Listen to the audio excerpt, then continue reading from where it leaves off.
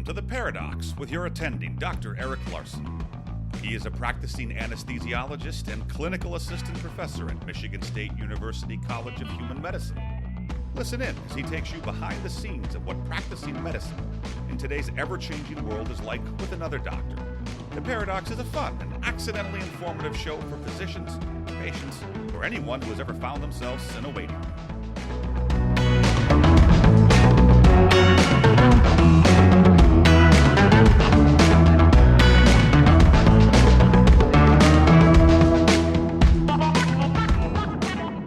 Well, hi, I'm here with my new friend, Dr. Basavana Goudra. He's an anesthesiologist at Penn Medicine in Philadelphia. And today we're going to talk about recertification. And so we talked in the past about board certification and recertification. And today we're going to talk about the certification process, in addition to other things that go on with the certification universe, I guess, when it comes to medicine. So Dr. Goudra, thanks so much for joining the Paradox. You're welcome. Well, let's get into your article because I found it very interesting. It's something I haven't seen a whole lot of. Like I said, we've talked about the recertification process, and just, I guess, as a brief primer for those of you who may not remember what we've talked about in the past, there's initial certification. So you finish your residency training, whatever the specialty is, and there is some sort of certification process by the boards, and there are 20 specialty boards, part of the American Board of Medical Specialties, ABMS. And every specialty has their own board. So I'm anesthesia, and so I have the ABA. My wife's a pediatrician. She has the ABP, the American Board of Pediatrics. And they have different components. So I think they all have a written component where they have a written test you take. And then they have other things. And so they might have like an oral board, which we had in anesthesia, or they'll have case reports. And so you'll have to go over cases that you've done if you're like a surgeon. And then they'll review those and they'll ask you questions like, why would you do this? What if this had happened? Would you have done things differently? Those sorts of things. And then once you pass those components, then you are certified in your specialty. So you're board certified, whatever, anesthesiologist, pediatrician, et cetera. And then now we have this recertification process where every 5 to 10 years, you do new components and do things to actually maintain your certification, because what used to be a lifetime certification process became a time limited. So it would expire and you had to keep doing this current testing. But we're going to talk about the certification process because it is, again, not surprisingly, there are things being added to this. And so Dr. Goudra is an anesthesiologist. And so he conducted a study for the anesthesia boards because they added a component. Can you briefly describe what the component was they added and what made you, I guess, look into the effectiveness and utility of this new testing program? Yeah, thank you for asking the question. Yeah, what they introduced is something called objective structured clinical examination. And ABA is the only board out of 24 member boards of the ABMS to introduce this component in 2018. And they did some background research into that, but the research was mostly into the feasibility of holding this exam, because it's a big number. And I'm sure you recall that in the past, I'm sure when you took the exam, it used to be in a hotel, SOE exams, and which is not the best place to hold these exams, but so be it. And then they moved to their own headquarters. They probably found, there's enough space and, logistics to conduct this exam. And that's what they initially looked at, which for me kind of surprising in this day and age. One hopes that there'll be, some kind of pilot study or some kind of way of doing things to see whether to do a couple of things. One, this is obviously, like your USMLE clinical skill component, which probably, has been, aborted in 2020. They completely stopped it. This was something similar. And one would hope that in this day and age, they will do some kind of pilot project, not just to see whether this can be just, conducted in a large scale, but whether it adds value. That's one thing. And also, America is a big country, about 1,500 to 1,600 residents appear for this exam every year. And you have people coming from, all kinds of different parts of the world, different accents, different nationalities. They look differently.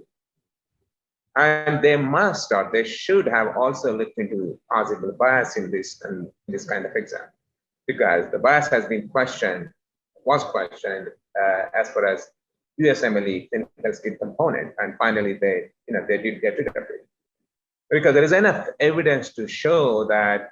When I contacted the ABA and asked them about how they're addressing potential bias, their answer was, "Oh, well, everybody gets unconscious bias training, UBT training." But there is enough data to show that the UBT at best is ineffective, at worst is reinforces the bias. Everybody knows, and especially in this climate of hyperpolarization, anything is looked through the prism of some kind of bias. So yeah, I was curious. I found it a bit odd. They decided to introduce a component that had potential bias with unproven value into already overburdened exam, because don't forget, not that long ago they introduced basic exam, which wasn't there before. To make it worse, the basic exam was kind of essential to get to, I think, year 3 or something. If somebody doesn't pass the basic exam in the first 2 years, they're basically out of their anesthesia residency. And I certainly know at least one person who was asked to leave the specialty and didn't go very well. I don't want to go into the details of it afterwards. And looking at multiple factors, and no other ABMS member board had it. Maybe ABA wanted to set an example, as to how we can do differently. Or maybe they wanted to prove that we are better than, anesthesiology assistants and, CRNAs, that we do something extra. But it doesn't matter what they do. I always thought in this, not just now, even in the past, they must have made sure, one, this exam is unbiased, and second, it adds value. And in order to achieve these two goals, they should probably have, like we can do the videos so easily, and they already have the video. Why don't they just sit with the candidate and go through the performance as well? Because at the end of the day, AB is there to make sure the patients do better. It's all about patient care. That's how they get there. I guess non-profit exemption, non-profit authorization status. So that wasn't there. And yeah, with this background, I thought, let me at least figure out what the residents think about this component. So that was the whole idea. There were other issues. Some of them are kind of mired in our department, politics. I don't want to go into the details. Yeah, no, that's okay. So I guess maybe specifically, so it is very, it's the name is very enigmatic, right? Objective structured clinical examination. What exactly does that mean? So right now, if I go in, before, when it was me, I did a written exam where you test in basic knowledge of, all kinds of anesthesia, whether it's, the vapor pressure desflurane or, how a semi-closed system, circle system works or whatever like that. And then you have the oral system where they give you a bunch of scenarios. You sit in a room, someone asks you a question about some case, and then whatever you do is wrong. And the patient just keeps circling the drain and getting sicker and sicker. And you have to try and, find some way of bringing him back. Right. So what is this exam?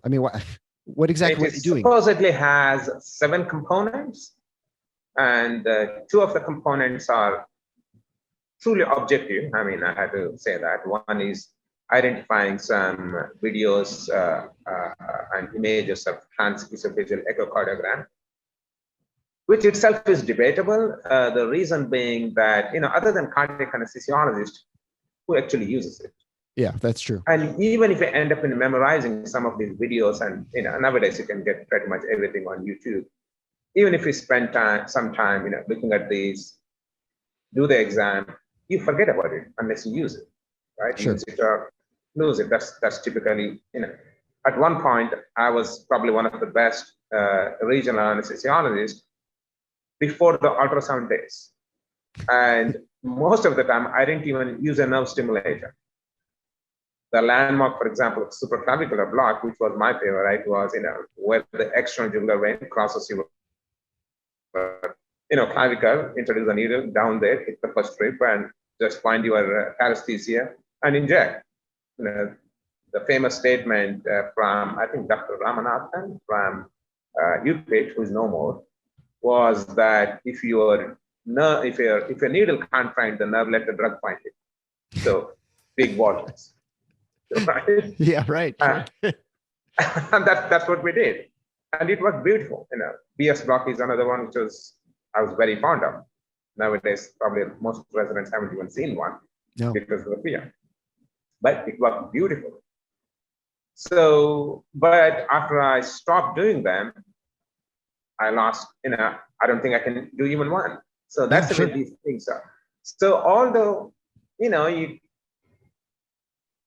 they have some value to it, but for a candidate who has worked for, years, had 3 years of residency, obviously, and has, worked for his written component of the course and has done his, structured oral exam.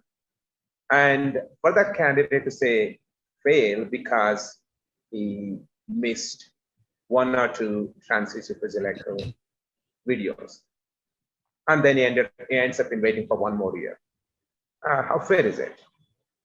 And the same thing with the regional anesthesia. Regional, you can still argue that most anesthesiologists should know about regional anesthesia. So, and the ultrasound has become, more or less standard now. Probably that's worthwhile. And the problem is the other 4 very subjective components, being, labeled as objective components. One of them is, they're all based on standardized actors, taking consent of a patient, and then, talking to your colleague. A surgeon might cancel a case, and then you have to kind of, a patient is probably not suitable for anesthesia, and then you have to beg, plead, and make a case with the surgeon, why the case should be canceled.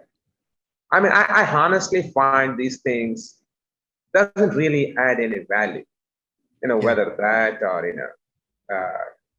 many of these things, so-called subjective, objective, but very subjective.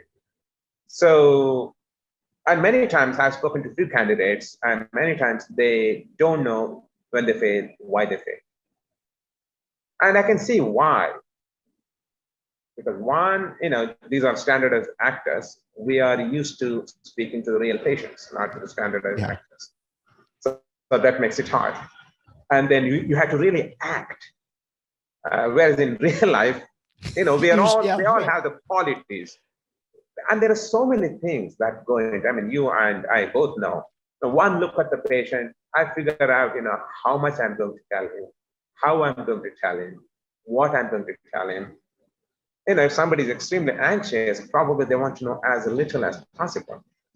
Right. There's some patients who tell me that, doctor, you know your job, just do it. I don't want to know anything.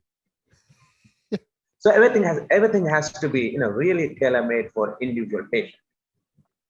And obviously, in the stress of the exam, the residents are going to, they also become a standardized anesthesiologist instead of a regular anesthesiologist. Right. That doesn't help. And as a result, I thought, I don't think ABA has done enough homework to do this. And let me figure out what the residents think about it. And that way, maybe, ABA might, change their mind. Or who knows, just because if this pandemic goes on for a couple more years, they might just get rid of it. Yeah. So it sounds like the OSCE, the goal of it was, of course, having some, like you mentioned, some sort of advanced testing, like you said, with looking at images of ultrasound of transesophageal echoes or whatever. But it's more like, here's what the practical day-to-day applications of interacting with colleagues. You have to cancel cases. You have to do uncomfortable things like tell a patient, They're going to go under anesthesia. You're going to put them into a medically induced coma and then bring them back, right? I mean, how do you do these things? And I feel like it is, like you said, they're forcing you to act and not be yourself, right? Because you can't be yourself. You can't read the patient and know what they want, because there are absolutely patients who want to know everything and patients who want to know nothing. Like, and I'll start talking to people and I can just tell right away. And I said, I totally understand. I'm just going to give you a real brief version. You don't get on the airplane and ask the pilot to fly at 30,000 feet. You just want to get on the plane, get to Los Angeles. You don't care how you get there. You just want to get there safely. And I understand that. And I'll just tell you, why you might have a sore throat or something like that. And so, one of what you sort of alluded to earlier is you said, there are, of course, biases, because some people just aren't good in acting situations, right? It's all artificial. Like working in a simulator is kind of artificial too, right? It's not a real patient. It's a piece of plastic in front of you. But also, you have to, like you said, there's a testing location. You have to get there. If you're in Los Angeles or if you're in Hawaii or Alaska, you've got to fly all the way to wherever it is, spend a lot of money. And for a test that is, we could all argue with a written test, it's fairly objective, where they're usually right and wrong answers. Pretty hard to know what's right and wrong in a test like this, right? Exactly, especially if the ABA is not willing to give feedback. You know how the ABA works, right? I'm sure you know that. If you don't pass an exam, for example, you have to pay some $250 for rescoring. It is not, they get an independent, another panel of examiner to look at the video. They just add up the numbers. Really? I mean, okay, ABA is a rich organization now. I mean, if you look at I have it on on my paper. I think 2018 they made $19 million or something. That's big. And one of their argument is, after I published this study, one of the Medscape reporter wanted to cover this story, and I spoke to them, and then the reporter contacted the ABA secretary, then secretary. I'm not going to take the name. And then the Medscape never published the story. So I was wondering what happened. A week passed, 2 weeks passed, and nothing happened. And I contacted them again. I said, sorry, we contacted the secretary and this is the response he sent. And I was kind of surprised with all the falsehood they made. I mean, I just couldn't believe the false statement. I'm not going to the details again. Factual errors, and they're not kind of oversight errors. I mean, for me, they look deliberate. Maybe the ABA secretary, has a job to safeguard the interest of the ABA. I don't have any problems with that. But then at the same time, you expect somebody at that position to be, ethical and professional, the way, which is all OSCE is about, in the way they responded. And then I was obviously upset, and then but the ABA didn't expect me to get this response because, it was sent to them, and they never thought I'm going to get a hand onto this. And when I got the hand onto this, I did write back to the ABA, the managing director. And she initially tried to defend, and one of the defense was, some of the mistakes were pretty elementary. One of them was, you only sent the emails to a quarter of the residents. No, I had actually sent about 3/4. And then they said, no, your response is only 5%. No, my response was 17.2%. For any online study nowadays, 17.2% is a pretty good response. Yeah, that's excellent. Especially if it's coming from across the country. I mean, I had 42 provinces, states and 2, Washington and Puerto Rico. That was good response. But for the ABA to, get to that kind of silliness, I would say, I found it surprising. And I did tell them, I find it surprising that maybe, in your calculation, the number of residents is 3 times what it is. I'm not aware of, because that's not what I found when I looked at the data. They said, no, I mean, we were in a hurry, as a result, that mistake has happened. And then I wrote back and I said, come on, a elementary school student can do, 720 divided by 4,200, as a percentage. It doesn't require, much mathematical knowledge. And I don't know how much time it was given. This was important thing I told him. I don't know how much time you were given, but in an exam, whether it is OSCE or oral boards, a candidate gets few seconds to formulate a plan and present the plan. If they make a mistake, you can't go back. They probably know very well the right answer, but given the situation, the time, the stress at the exam, candidates do make mistakes, but you don't give them a chance. And here you're saying that, because you're in a hurry, you made such silly mistake. Anyway, they sent an apology to me afterwards. I mean, that's which is a big deal, I guess, for the ABA president to apologize. Yeah. Well, I guess we should probably just point out too that, this study that you mentioned, it'll be linked to on the show notes page at theparadox.com/157. We'll also have a link to the article, Is It Time to Rethink the OSCE?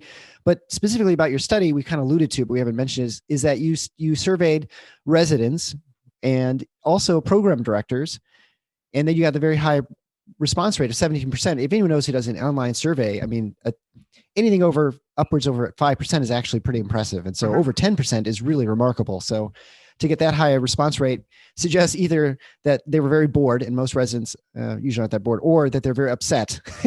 they have strong feelings about it, right? And so that's where you get responses like that. And so I guess just clearly the residents were not happy about this. And one could say, well, residents never want extra testing. They never want to do extra work. I mean, who does? No one wants to do more stuff, pay more money, do another test, right? But I think, you found that they thought there was no value to this, but also that you did test program directors and their response rate was not that dissimilar from residents, right? The program director study actually came from the ABA. Okay. And they published it in Journal of Clinical Anesthesia. But, not surprisingly, in their conclusions, in abstract, they didn't even mention the findings. They highlighted the fact that because of the OSCE, there were curriculum changes. They downplayed the other two components, which I highlighted. Well, there's politics everywhere, but there shouldn't be politics here. And you're right, the program directors felt the same thing, it doesn't add any value. And now what is the data to show that these certifications mean anything? I mean, I just replied to somebody there. ABA has been in existence for over 80 years, almost 83 years, right? In 1938, they started.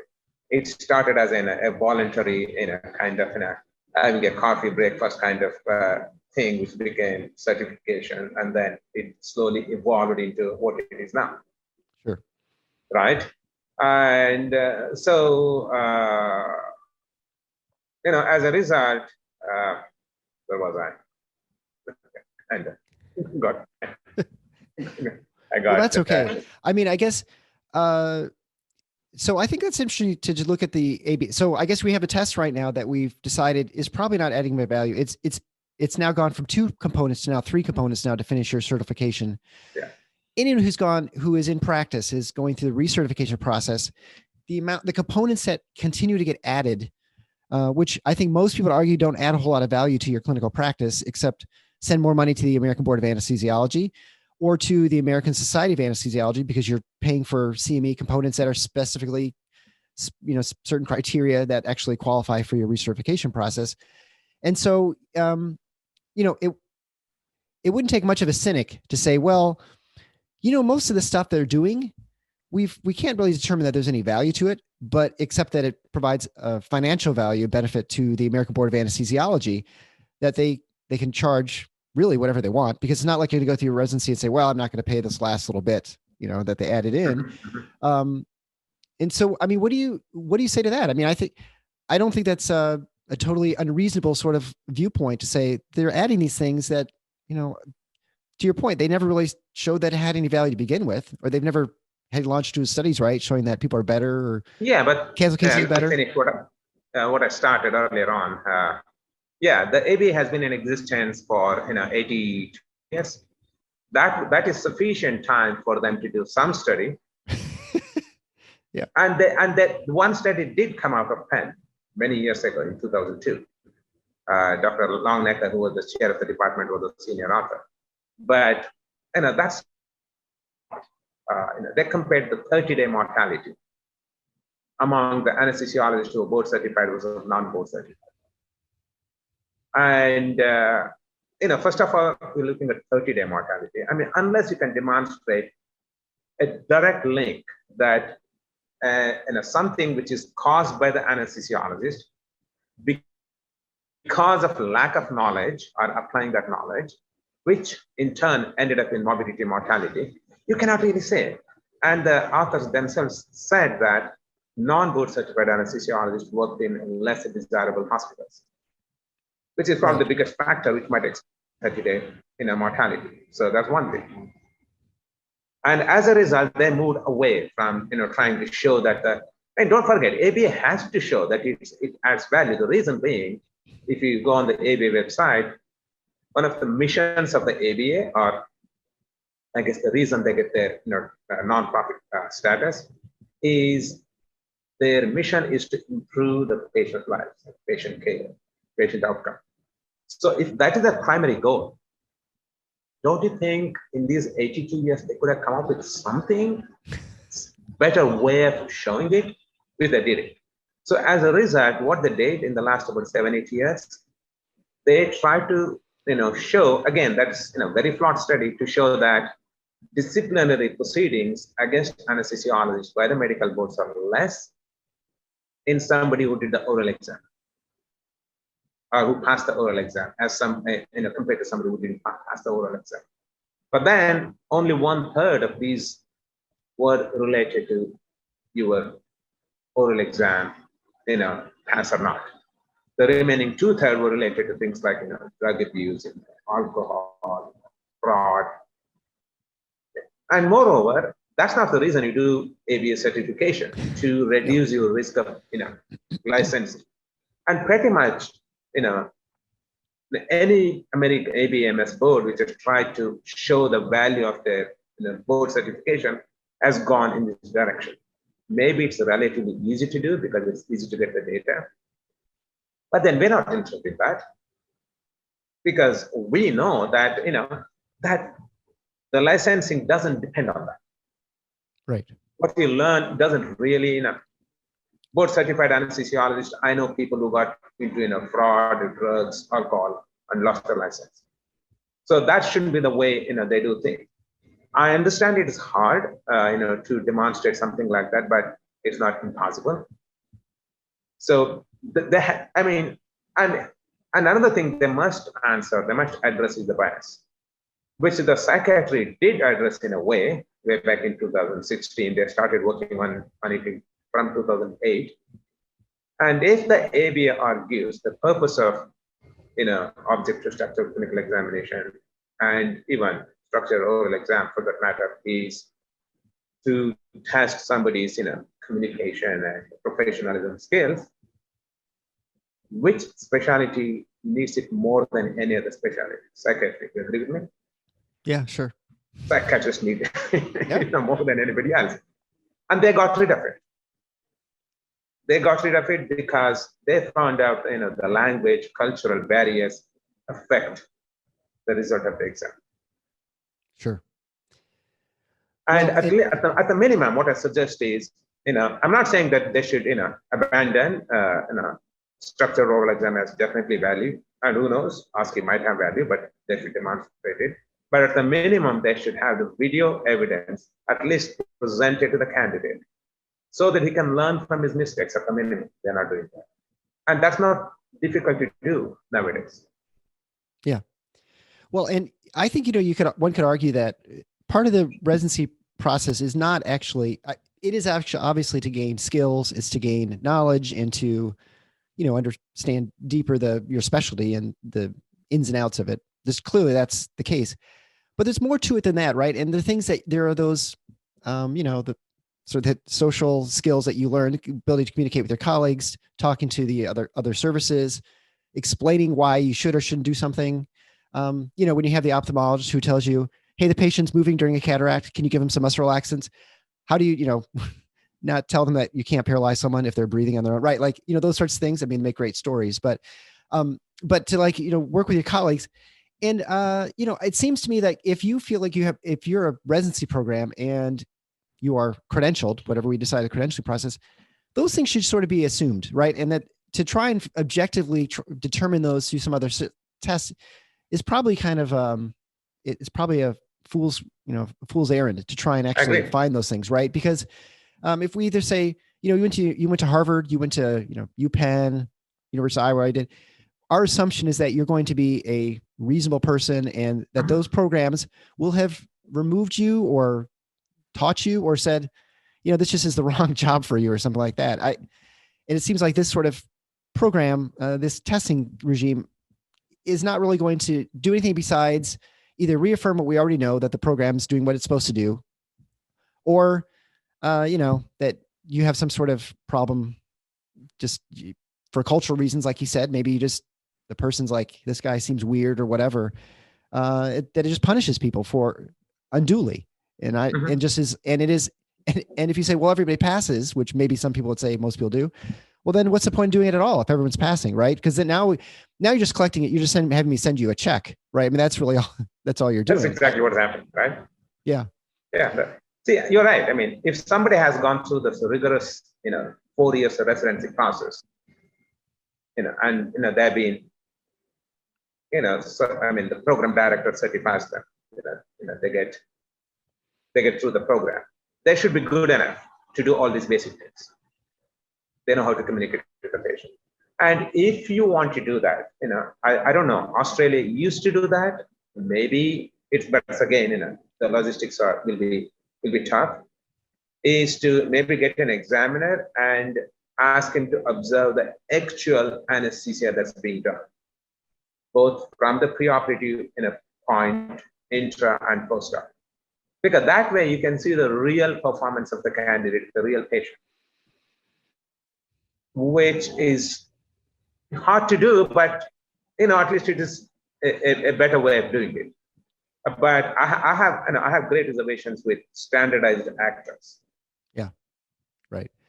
Well, and I think, if you want to just look at a regular, let's say undergraduate education, somebody gets their degree in biology, they don't have further testing and things they do afterwards.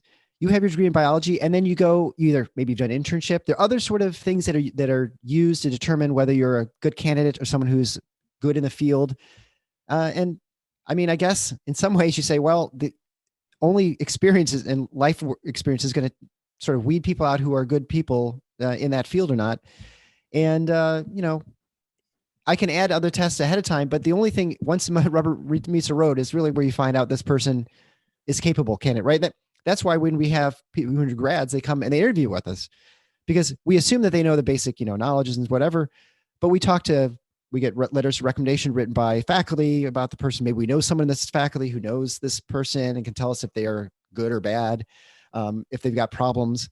That's just the real world. And so I guess it seems like the ABA is sort of like trying to do an interview process when in fact, all they really should be focusing on is whether someone is safe or unsafe, right? I think, if someone is like totally lacking knowledge or they're someone who can safely do the job. Exactly. Not whether they're a great guy, you want to have a beer with them or something, but it should be just, are you someone who is capable of doing the job? Because maybe that person doesn't fit in with my group, but they may fit in with another group. Just like I may fit in with this examiner, and maybe I don't sometimes, but it doesn't mean I'm the wrong person sometimes. Mm-hmm. Yeah, you're absolutely right. Square peg in a square hole. So one of the things we talked about a lot in the show too is we have these quasi governmental agencies. And so the American Board of Anesthesiology is one of these such groups. And the ABMS would be an example. Any of the specialty boards would be this, where they are private. So there's no like legislation you can pass to change the rules. But we're sort of beholden to them as specialists. Like we have really no power, and it's not like you can go to the North American Board of Anesthesiology. There's only the ABA. There's no other place to get certified, which makes the studies to what you're point was that very few people who are not board certified who can find jobs anywhere. Because if you can, it's like you said, you're at a kind of a low class hospital or something like that. And so it's the counterfactual to prove like these guys aren't dangerous. Well, or because everybody pretty much is board certified who's working in anesthesia. So you can't really like even have any sort of reasonable study with, matching cohorts of, people who have training or whatever. And so with the ABA, I guess to your point, they had this test, they had no pilot study. They just said, hey, we're going to do this. We'll see how it goes. And then I don't know, even if they got feedback, how do you know that they care what your feedback is? I mean, what sort of power do physicians have? In this case, anesthesiologists, but it could be any specialty board, right? They could just launch something. What power do we have to say that this is not a good idea? Because it seems to me that there's nothing we can do because they control the certification process, whether we can work or not. Yeah, that's a good question. That's a hard one, right? I mean, that's what they take advantage of. It is a voluntary, mandatory exam. Like the IRS, right? You can send us your taxes. You don't have to, but if you don't, you'll go to jail. Exactly. Yeah. So I mean, they should first realize themselves. I mean, at the end of the day, come on, they've gone through the same process, as you and me. The board directors, they're all anesthesiologists. They know what they're doing. And in fact, I was speaking to one of the director, and again, I'm not going to tell the names. And before they started this process of OSCE, one of the director, in fact, raised the question, how many of you guys, among the directors, I think there are 10, 12 of them, are capable of passing these transesophageal echo or ultrasound? Not many, unless they were doing cardiac anesthesia. Well, you can argue, once you pass the exam, you don't have to know about it. But then, if you're a director of a board trying to establish some new norm and bring in something new, I think it is reasonable to expect that they should know it themselves. At least, I mean, that's my opinion. But your question is, how can you change it? Well, I mean, I hope I made some beginning, at least, I made people to think. And, if more and more people think, and I have another IRB approved study looking at, other aspects of the ABA functioning. And probably that study, the questionnaire survey will be going up in the next 6 months or so. So that, I mean, the very fact, if that's the case, if what you're saying is true, ABA should have just ignored my survey altogether, right? Sure. There was no need for them to lie to the Medscape, criticizing my study. If I'm nobody, if they think, who cares, right. This guy is nothing, if he's just barking at us in a very huge elephant, who cares? If that's the case, they could have told the Medscape tutor, you know what, we don't respond to those kind of studies. So obviously they care. Yeah. Obviously they care what the residents, think. USMLE, finally they had to, I mean, the pandemic came as well, but they did, got rid of their exam, which was not serving any purpose, which was biased, which was questioned for many years, both by American graduates and foreign medical graduates, and they finally got rid of it. So if residents and doctors keep putting pressure, and I'm sure, but I mean, there are other legal ways of doing it. Sending representation to the state legislatures and things like that, and working that way. But who has time and effort? And the problem is, most of the people, once they get certified, they don't care to look into that, right? Yeah, right. You've gotten through it. You're like, whatever. Which is kind of incorrect, because maybe because I'm in academic center and I have a unique interest in looking at the bias. This is not the first time I looked at a study involving bias. There's a paper I published in 2018. I mean, I have about 80 Medline Index publications, but my main focus of research is GI endoscopy anesthesia. That's where I did most of the sedation-related studies. And my papers, including meta-analysis, retrospective, prospective studies, they used to go into something like 2 to 3 impact factor GI journals. Some of them have been extensively cited. But whenever I sent to, anesthesia, analgesia, or similar journal, they got rejected. And I was wondering, why? I mean, obviously they want, something like this to be widely read. They want citations, to improve the impact factor. Why they're rejecting it? Then I looked at the editorial board and looked at their publications. I said, so if you're an editorial board member, you have a better chance of getting published in the same journal. Yeah. I mean, it's supposed to be blinded, but then I started looking at the data. I looked at the publications of first 5 editorial board members in the top 5 highest impact factor anesthesiology and gastroenterology journals. I mean, one expects, even if you are in the ANA editorial board, would you not like to get it published in anesthesiology, which has highest impact factor, higher impact factor? If you are, same thing with, Journal of Clinical Anesthesia was even lower, and, anesthesia, the return was lower. So anybody probably likes to aim at a higher one. But sure. I found results not totally surprising. The p-value for editorial board member publishing in anesthesia analgesia, their own journal, was something like ridiculously 0.01 or something. So I found that if you're an editorial board member, you have a pretty high chance of getting into the same journal. And strangely, majority of the OSCE-related papers, there are quite a few of them, they're all published in ANA.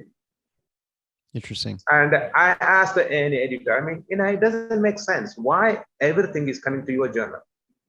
Don't they find anesthesiology more interesting? I mean, that's higher impact. So that's one thing I looked at.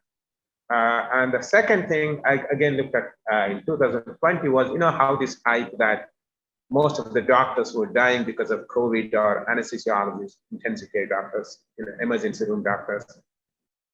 But then when I started looking at the data, I really didn't see it. Then I studied the Medscape data, and then surprisingly, I found the group which died most were family doctors, which is surprising. Yeah. Not anesthesiologists. In fact, the death rates among anesthesiologists was same as psychiatrists, which is very surprising. In fact, Penn used the data to formulate the plan as to who gets vaccination first. So I've done this kind of, this is not the first time I looked at the bias. So yeah. That's what one of the reasons I started looking at this. But how can you change it? I think people have to be on the thing, not just one person. More than one person has to do it, and that's what I'm hoping as I go along. Probably get more people involved and giving the interview with somebody like you on your podcast is probably going to help to spread the message. You probably saw my anesthesiology news article and submitting. Yeah, I mean, I hope I can, keep pushing it forward.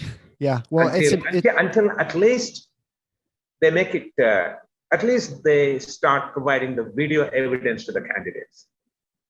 At least they should do that. There's no reason why they shouldn't. Sure. Well, I suppose you could argue they just need to maintain they are private, and they probably have to maintain the image that they actually care. That's why they do care about their image, right, in the public. And I'm certainly they've seen what's happened in the American Board of Internal Medicine, which has had a public relations disaster. I mean, I guess I would almost say their criminal operation in some ways. They were pretty close in a lot of what was disclosed about ABIM, and maybe it's not technically criminal, but it was certainly not very ethical in a lot of what they did, and lots of physicians were rightly upset about it.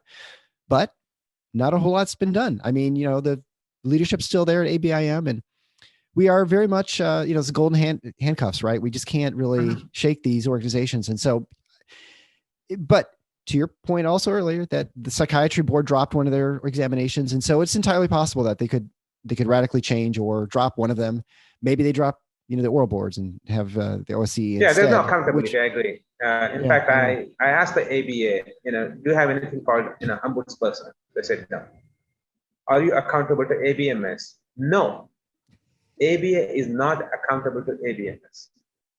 Yet they have a component they add on because the ABM has told us we had to, because we decided we have to add this, level 5 components. I can't remember the part 5 or something like that for MOC for certification, because that's what everyone else is doing. But then I'll see my wife's board say, well, we're doing this because this is what the anesthesiologists. I'm like, oh, great. We're like a bad example for people to add more, more components on. And, we look at the before even COVID, we looked at high burnout rates. We had high suicide rates, the highest of any profession within medicine. I mean, outside of dentistry or something, but actually within the medical profession, we're the highest. And it's not just because of certification process, but certainly doesn't help. And especially when you're doing things that are, I mean, as you said, a little bit subjective, right? Like, are you communicating well with that person? Well, I thought I convinced that person, but he's acting. I don't know. Maybe he didn't think I did a good job. I don't know. And so, it makes it's frustrating for me because I feel like a lot of times there's no recourse for you. There's no other alternative, board you can go to. There's no sort of there's not even a representative that you can go talk to for the ABA, right? I mean, the American Society of Anesthesiology, well, you technically have reps and they go and they do, they have, or go to AMA. They're people who are representing you in your district, but there's nothing like that ABA. It's just this sort of board of, I think they're almost all academics, almost always, who are pulling down a lot of money. I mean, to do whatever it is they do. I mean, at least the only good thing I could say about the ABA is that they're not making the same salaries as the ABIM or the ABP, where those guys are pulling down 7 figures, and which is 2 to 3 times what their colleagues are doing on the ground, right? Who they're apparently credentialing. So, well, I think you were right at the end of the day. They do care for the image. Yeah. It's all about image, right? And if more and more people start questioning that, if more and more people start questioning the value of the exam and whether it makes any difference in patient care, then they have to care. Yeah, I mean, you think so? I mean, their authority, I guess, comes from the image from hospitals and credentialing organizations. Like, oh, well, if they say it's important, then it must be important, whatever. And if there are a bunch of people questioning that, these hospitals might say, maybe it's not important or something. So I guess that would be our only recourse is to, put out as much data as we can, which is what you've done, expose the problems and the potential biases that are involved with this system, and then question it, I guess. And hopefully keep people engaged, which, everyone's busy and doing other things. And to your point too, that once you're done with your residency, you're like, I'm done with that board. I'm done. I don't want to think about it again. But I didn't even know, I'm not in academics. I'm sort of peripherally involved with academics, but I didn't even know about this test existing. So it just shows you how disengaged you become after you leave the training part. I mean, that's really sort of the part of it. So you actually also, in kind of shift of topics, but you run iatroboards.com. And so that is and this is why I know you're plugged into sort of the testing thing and credentialing, which helps people with USMLE questioning and anesthesia boards. Can you briefly say what that was and what made you start this that project? Well, that has been something I've been thinking for a long time, for almost 20, 25 years. And, I've been thinking about these questions, and I've been kind of, writing them and collecting them. And I somehow decided to put it across. It didn't come as any specific reason or specific purpose. It's something you can say, my lifelong ambition to have something like that. to help people, nothing more than that. To help people pass boards, right? Is basically what those things are. Yeah, it does. Yeah, it does have pass boards. Yeah. But then there are so many of them, right? I mean, you can probably class them 3 questions. Oh, sure. Yeah. Yeah. I thought about doing my own, but I thought I got other things going on, so I want to. It's a lot of hard work, though. I've got this podcast is plenty for me, so yeah. I'm planning to put all of them on YouTube as videos, one 5 minutes or 10 minutes video for each question. Let us see, because that's a lot of work. Perfect. It could be like the Goudra Academy, sort of just like the Khan Academy. It'd be perfect. Yeah, just more of a hobby, anything like you do. Well, Dr. Goudra, I want to thank you so much for being on the Paradox and for introducing us to your study and what you've found out with the OSCE or OSCE. And of course, again, those will all be linked to theparadox.com/157. Dr. Goudra, thanks so much. Thank you so much, Dr. Larson. Thank you. Bye-bye. Bye. Thanks for listening to The Paradox. If you like what the doc is doing, please subscribe and leave a review on iTunes or Stitcher. And share the show with your friends. Become a supporting listener to get access to special bonuses at patreon.com/theparadox. Show notes can be found at theparadox.com.